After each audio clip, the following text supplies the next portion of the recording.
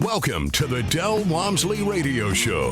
Listen and grow as Del questions the status quo, encourages you to think differently, and empowers you to make a better life. Get ready as Del challenges core beliefs, seeks the truth, and reveals the roadmap to the lifestyle you really want. And now your host, multi-millionaire, national award-winning investor, CEO and founder of Lifestyles Unlimited, Del Walmsley. Welcome to the Lifestyles Unlimited Real Estate Investor Radio Show. I'm your host, Del Walmsley, and as always, we're working on your financial freedom. Now, why did I call it the Lifestyles Unlimited Real Estate Investor Radio Show? Because that's what we used to call this show before I took it over. And we still have the Lifestyles Unlimited Real Estate Investor Radio Show out there. It is on every day in many, many cities, mostly here in Houston. It was the original show where we have other people talk about real estate itself and about how to get started in real estate and how to buy houses and so on and so forth. And there is a whole genre and demand for that type of radio. What I want you to understand is that the radio that I do here at the Del Walmsley Radio Show is slightly different. What I do here is I talk about life, and I try to give you the insights that my 32 years of consulting and mentoring people bring, in that I get to see people fail at massive levels. You say, well, Del, I thought you helped them succeed. Yes. I get to see people succeed at massive levels. But even though I can teach people that which works, really works, I find that there's still some people that won't succeed, just won't do it. And today I wanted to share with you why that was. And there's really two different types of people that I want to outline today. One is the creative, and I almost want to push it over to type A personality, that person that, instantaneous gratification, something for nothing, excited, get it done, do it now, and then change your mind and do something else kind of person. And the other type of person is the one like myself, which is an analysis paralysis type of person. And it's two completely different problems, although they may run into the same issues, right? They're really attacking the issues from a different point of view. And both of them have tendencies that are going to create real problems. So let's start here with these people that are analysis paralysis, type A personality kind of people. Let's talk about a letter. I got an email from this lady, and she says she's 90 years old. She goes on and says, I have for years wanted to purchase properties and renovate them, but never could get anyone to be part of my venture. So let's just talk about it. One sentence. This is a long email, but I'm going to take it one sentence at a time and take it apart. You're 90 years old and you've never been able to convince anybody that your incredibly artistic and beautiful mind has come up with all these incredible ideas, but in 90 years, not one person would get in behind you and follow you into that project. Now, you got to think about that for a second. What does that tell you, right? That's got to tell you something. So let's go on. It says, when I lived in Los Angeles, Pasadena, I was offering gorgeous 1900s homes. So 1900s homes means they're built in the 1890s. Are you with me? These houses are 200 years old, not 100 years old, 200 years old. And you could buy them for $1, and I couldn't get my then husband to buy one. I wonder why a husband wouldn't buy a 200-year-old home. In her brain, and by the way, why would they be being sold for $1? In her brain, all this just makes sense. When I was 50, I discovered I had learning problem, which answered why I had much trouble in school unless I was baking cakes and sewing. So that's her thing. She's very good at baking cakes and sewing. She brings it up many times in this article, which is that creative side of her. The learning disorder, I don't know what it is, and I don't know how it really relates, but we all have some form of learning disorder. I can't spell at all, period. None, nudo. In fact, if you get an email from me and there's not misspelled words. I didn't write the email. Even spell checker can't keep up with me. So it goes on and says, it also explained why I didn't understand bosses with new programs or why trying to become a realtor, I just did not understand, which is why I wanted to, but never entered your program. All right, so she didn't get it as a realtor. Why? Because people don't want to buy what she thinks is important. The things she places values on in life have no importance to everybody else she's talking to. That's why she couldn't sell anything, right? Moving on. I used to make cakes. My CPA one day told me I'd sold over $100,000 of cakes. So I wanted a store. I couldn't get a bank loan. With my terrific sales background, I'm a Libra, it's a gift. I took a job for 25% commission, traveled all over the country, and turned a brand new maternity garment into a multi-million-dollar wholesale gold mine. All right, so let's start with she couldn't get a loan. She's never placed any importance on finances. She's never had probably even bank accounts, checking accounts, savings accounts, never had a mortgage, paid loan, nothing. She's just out there, right? And people that are out there don't get it. Creative type A personalities don't understand that no one wants to do business with them because they're just all over the place. Unfortunately for me, my almost 90-year-old boss and her braggy-hearted husband had been stealing people's products for years and got caught just as I was pushing to get my money. All right, pushing to get my money. What does that mean? Did she go with some kind of a deal where she wouldn't get paid for a year or something? She should have been paid, and she should have not gone to work, especially under commission basis, unless every time the sale was made, and if she sold this $1 billion worth of sales, she should have been paid at each sale. But again, no common sense because she's that type of person. Sounds like I was stupid. You bet it does. Let's circle that with a big pen. But they were able to get out of paying me, and I lost over $3.5 million worth of commissions. Let me repeat what she said. Sounds like I'm stupid. Stupid may be a harsh word, but totally unable to understand reality is what most creative people live under, this type of burden. They just don't get the factual part of life. A friend of theirs told me he wasn't surprised because they had done this to many, many other people. Didn't do any research before she went into giving them their full-time job and not getting paid draw or week-by-week salary. She just trusted these people. Another thing creative people do is they trust people with cockamamie type schemes. Herself has created many cockamamie schemes, and she's very upset that people won't get involved with them like she's willing to get involved with other people. She goes on and says, I got pushed aside without any of the contracted money. First time in my life I saw God's revenge. Both of them got sick and died 3 years later. I don't know where to go with that one. I wound up bankrupt at 60. Horrifying time, not to mention no money for my bakery or navigator or my house. So now she's broke.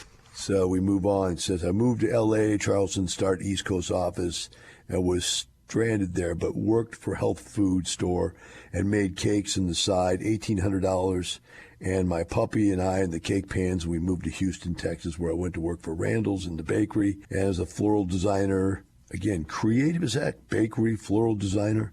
I had hours in floral. After 40 hours, I went to 16. I had been able to get resolved in the store. I contacted the CEO. Oh, they cut her back from 40 hours to 16 because they just didn't need the creativeness anymore. When the pandemic occurred, there was no need for creativity because people weren't getting out and buying things like party decorations and so forth. It just died, right?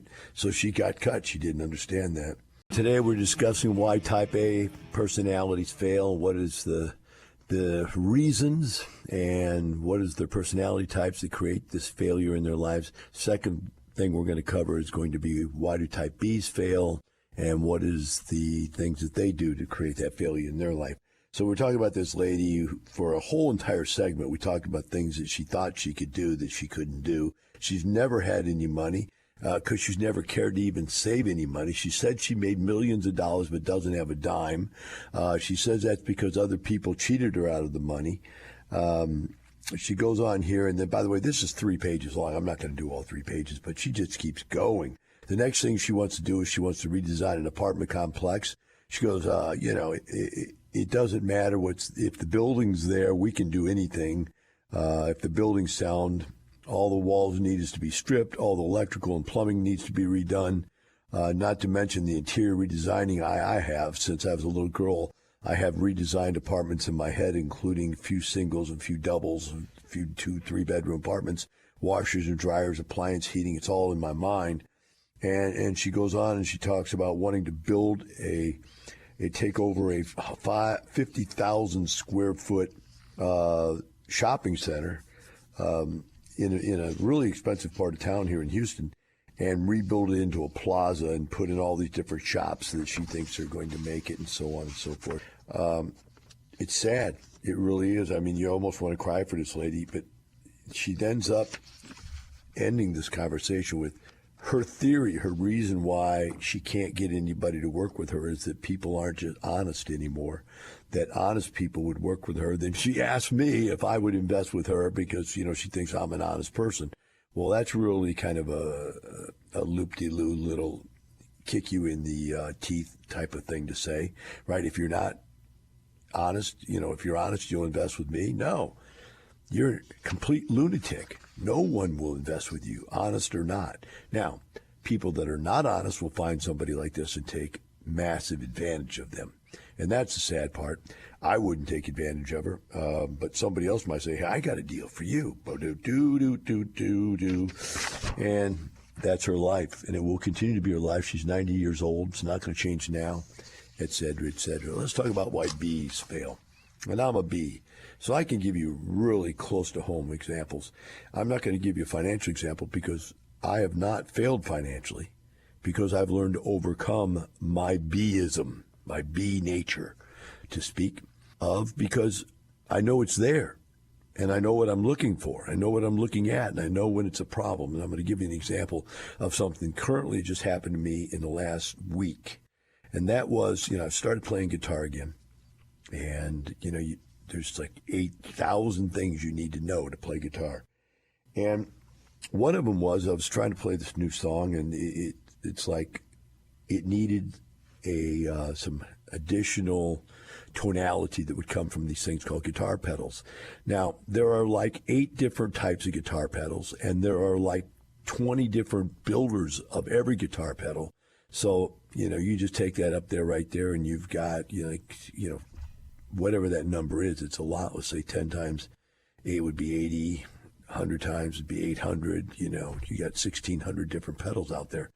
Then you've got specialty pedals that don't match up to anything. So there's just tons of stuff. So I start researching this stuff, and I've spent 3 or 4 days, lined up what the 8 different types are, looked up what the best, builders were, et cetera, et cetera, et cetera, et cetera. And then I woke up and I realized something. I realized I hadn't picked up my guitar in almost a week. And then I realized it. My B had hit me. Where it was really most important to be playing the guitar and learning the songs, I was out there playing around with the periphery necessary to give me one little tweak of the song that would make it sound more realistic. But really what it was, more than anything, it was a way to get me away from the work of playing guitar. The work of needing to be successful. Type Bs don't like to take risks because risks creates failure as often as, if not more times than success. And so a B will do everything not to fail. So what does that mean? It means like picking up a new song and plinking through it is a painful thing for a B to do. Now, playing a song you've already mastered, they love. Hey, I love playing stuff I already mastered. That's great. Improve on it. I can improve it because I'm already in it. I'm not failing. I'm succeeding at doing something new. Poof, I can do it all day long. But then pick up something brand new and plink, plink, plink, plink. And just starting through the plinking and the struggle to get through it and to learn the different parts of the song. Ooh, that's painful. But man, research. There's no failure in research. And as I researched through, I thought, well, let's just find out what pedals will do what I need them to do. Then I found out there were so many different types of pedals. Then I realized, oh, man, maybe I'm missing something here. Then I looked at all the different types of pedals. And then I looked at all the different kind of pedal makers. Then I found there was expensive pedals. Then I found that there were knockoff pedals. Then I found there were really cheap pedals. And then there was comparisons against the cheap ones against the good ones. And I found that the cheap ones were almost as good as the good ones in, 80% of the time. And the other 20%, then the good ones were different. And then you needed to know which of the 20% of 800 different models, you needed to have the good ones and not the bad ones. And you can see where this could drive you insane.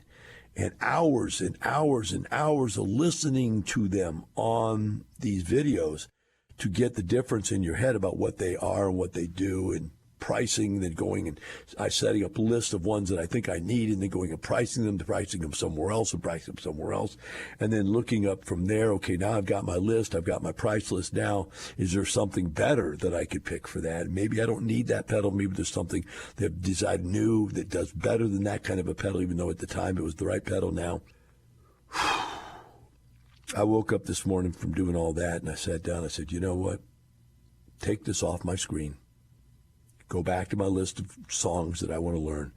And I went to a thing called the 5 songs you should know how to play if you're a rock guitarist. And I listened to these 5 songs, and I thought, why am I not learning this? Why am I not learning these 5 songs that everybody would know, that I would be able to excel at, that it would be quite an accomplishment? And then if, when I'm learning them, they said, you need that pedal, why don't I just go buy that pedal? See, with all that research was useless because I'm a millionaire. I could have bought all the pedals. And I might have bought all the pedals if I hadn't caught myself in a moment of insanity. Just saying that, I bought one today. That's the one I need for the song that I'm playing right now. My Jimi Hendrix called Hey Joe, and I think there's 3 pedals I need for that song to make it sound exactly like Jimi Hendrix. And I thought, my God, what am I doing? And there it was. I knew what I was doing.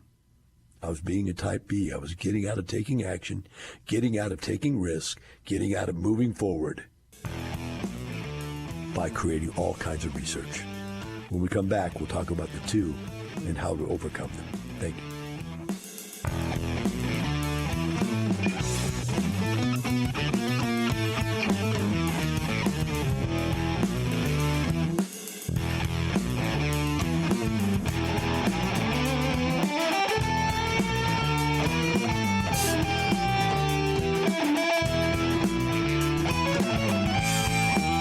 Teaching you with a roadmap to creating the lifestyle you really want. Keep listening. The Del Walmsley Radio Show returns in moments. Stop waiting. Stop sitting around. Stop procrastinating. This is your time. Make it happen. Do it now. When's the best time? Now. People go, well, I don't know. It's going to crash. It's going to be better next year. I've got to listen to 4 more classes. I love guys come up to me all the time. I've been listening to you on the radio for 8 years now, right? I go, and you're not rich yet? Well, really, I'm thinking about joining next month. Do it now. Learn the skills you need to retire with real estate in 5 years or less. Do it now. Register for the Lifestyles Unlimited free online workshop. LifestylesUnlimitedWorkshop.com. Welcome back to the Del Walmsley Radio Show. Today we're discussing the difference between Type A personalities and Type B personalities. Not so directly as in the definitional basis, but more as in, hey, what's the result of these type of personalities? And I promised you I'd come back, at least give you some insight as to how to fix those. I'm going to start with the Type B first because I'm a Type B and I know what I had to do to become successful, and that was I had to stop looking for more information. You have to stop the analysis. You have to figure out what it is you want done, put a target on a piece of paper, go, I need that done, and go after that. And you need to take those steps that go directly to that and don't get caught in the peripheral type information that's out there, because there's massive amounts of peripheral information. You don't need more research. I think YouTube's probably a disaster for type B personalities. Now, let's talk about type A personalities, because, I make that sound easy, but it's like when I decided I was going to stop drinking. People go, well, should you go to a rehab place? No, I'm just going to stop. Go, what do you mean you're going to stop? Nobody stops drinking. I just stopped. And that's what you do is like, okay, like this guitar thing. I just stopped with the pedal search. Dude, wait a minute. But you've got all this info now. Shouldn't you act on the info? The info is all peripheral to what I really want the goal to be. The goal is to play the guitar and to be able to play specific songs. So get back to this. Playing the guitar, there's lots of information on how to play the guitar in general. And then there's information about a specific song. And I had to learn that, okay, X number of amount of information went to music theory, and literally when I spend the time studying guitar, X amount went to music theory, so I had some basis of what I was learning.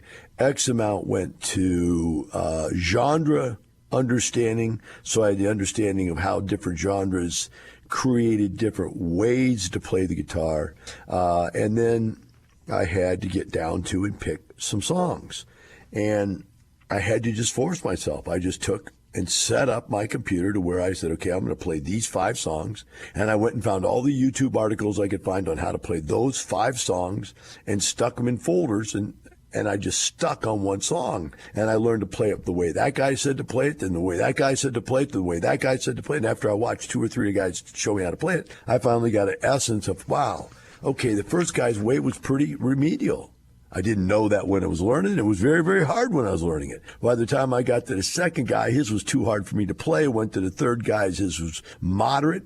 Picked up the moderate way to play it. And by the time I'd done the moderate, I go, oh, now I see what the guy was doing on the second one, which was very advanced. I just wasn't ready because I didn't understand the moderate information to get to the high-end information. So then I went back and watched that one again and learned the high-end information. I'm still learning the high-end information on most of these songs to where you play them to sound just like the guys that play them. But at first, you learn the basic chords, and then you maybe learn one little riff. But you don't really learn how it's all put together and, whatever rhythm or timing, blah, blah, blah, blah, blah, blah. So you get that, right? And I had to force myself to do that in this particular, I've had to do that on everything, right? Everything. I started out looking at commercial real estate. I did houses, and I studied the heck out of houses. Then I went to apartments. I studied the heck out of apartments. Then I went to commercial real estate. I studied the heck out of commercial real estate. But each time I had to stop myself and said, okay, that's enough study. Now let's put a goal. Let's put a target somewhere on a piece of paper, and let's aim these steps at that target. And that system works for me. It gets me where I need to go. And what I find is interesting is it still fulfills my need to know syndrome, my analysis paralysis syndrome, because once I take steps towards something, I get closer to it, I have more knowledge, and now I have different questions. And so my analysis paralysis kicks in again. Well, just like I said, so now that I know how to play the song, I wonder what kind of pedals he's using, because it doesn't sound exactly like he sounds. Well, boom, then I ran into the pedal problem, right? So now I put the pedal problem away. I got the 3 things I need to play Hendrix for this song I'm playing, etc. Take that down to the 5 songs that I'm trying to play. I'll find the pedal specific to those 5 songs, and then I'm done with pedals for a while. You follow what I'm saying? And I won't worry about a pedal until I need it for a specific song. Whew. Now let's talk about type A's. Type A's, since I'm not one, I do not know how you overcome being a type A. I just have never been able to rationalize how you can just change your mind instantly. I mean, I tell this story about, my wife and I. I'm a type B, and type B don't want anything to change in life. We want everything to stay the same. Type A's want everything to change every single day. And part of me taking many years before I actually married my wife was I had to decide if I was going to be able to live with her. Because not that she's a bad person, but she is a type of person that drives a person like me crazy. What do I mean by that? She wants to change everything and move everything every day. So when you live in an expensive home, this story I tell all the time, two of them that are very important. I tell the story is that when you live in an expensive home, it's not like buying furniture for an apartment. You could buy some junk furniture and throw it in the apartment and you move. You can throw it around another partner. If you live in a small home or a medium-sized home, you can buy furniture. It's nice furniture, don't get me wrong, but it's just furniture. And you could go to the next house and put it there too. But when you live in a mansion, you're buying giant pieces of furniture that fit that spot. And they fit the artistic design of the house. And if you don't, I mean, they've all got to match. And mismatchers don't work with matching type stuff like that. Now, there is the whole genre of mismatch where everything is mismatched and nothing matches, and it's eclectic. And that in itself is a matching system. But then nothing can match. It has to all be eclectic. I found that piece in France, and I found that piece over there in Europe, and I found that piece over there in Spain, and and nothing matches, but it's a heirloom of garbage that you've collected all over the world. Maybe not garbage, maybe expensive garbage, right? I would go do a 2-day seminar, and I would come back home, and stuff was gone. It was moved. Stuff that should never been in places in that house. Moved from rooms that it was bought specifically for, it was moved to other rooms. And that was the worst part. The other part was stuff like the couch was spun around. And used to be lengthways of the ring of the room, and then it was widthways of the ring of the room, and the tables were moved, and the chairs were moved, and the ottomans were moved, and nothing was the same. Thank God I made a rule you can't pull the paintings off the wall and move the paintings every 5 days. But if she could, she would. And in places where they weren't big, expensive paintings, where they were just pictures, she's replaced them multiple times. So you see, the other one I tell all the time is about the fact when she first met me, she said I had religious underwear. And so what do I mean by religious underwear? She goes, because they're holy. Everything you have is holy. So she bought me all kinds of new underwear. She says, you're a millionaire. You shouldn't wear holy underwear. So I'm putting on the new underwear, and I'm looking for my old one. I go, where's all my old underwear? She goes, well, I got rid of it. I go, what do you mean you got rid of it? She goes, there was no need for it. You have all new underwear. I said, but I could have used it. Used it for what? I said, well, when I work out in the yard or whatever. Maybe I keep it as just rags for the garage. And she couldn't understand. And that's a type B. We don't get rid of anything. We stick with the same thing our entire life, and that's why Bs fail sometimes, because they can't change directions. They can't get out of the habits that are already stuck in. But type A people can't stick with anything long enough to make it stick. And so type A's, how do you fix that? There's only two ways I can think of. Number one, you're going to have to reprogram yourself if that's at all possible. And you're going to have to say, I'm going to go and I'm going to make something artistic out of something that's not artistic. In other words, I need to know about business and finances. And I would start studying it as if it's artistic. And I know a lady that did this, and she came up with some ideas about financial statements and stuff that was just crazy. We laughed at her every time she came up with new ideas.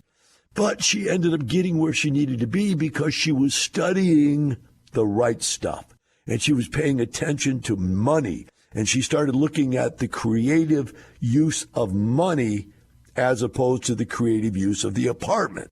In other words, this lady we just had this article about, she wanted to fix everything, build everything, tear everything down. She thinks the business is about creativity.